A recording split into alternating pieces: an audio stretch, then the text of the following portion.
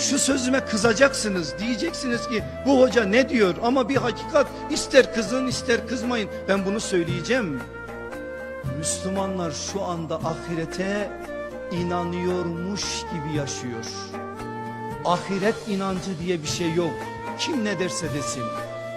Eğer ahiret inancı diye bir şey olsaydı, bir insana haklı olsun haksız olsun, arkadaş ben sana hakkımı helal etmiyorum dediği zaman, şu kadar ahirete inancı olan bir insan bu sözün üzerinde erir biter.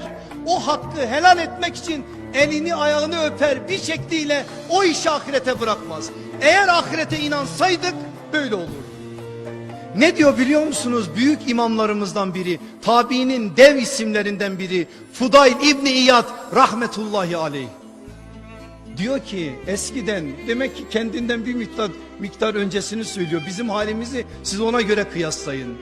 Eskiden bir insana Allah'tan kork dediğin zaman böyle tir tir titrer ve kendisine o tavsiye yaptığın için sana teşekkür ederdi. Ama şimdi Allah'tan kork dediğin zaman adamın zoruna gidiyor. Vallahi öyle, şu anda öyle. Birine Allah'tan kork dediğin zaman adam ben ne yaptım ki Allah'tan korkacağım diyor.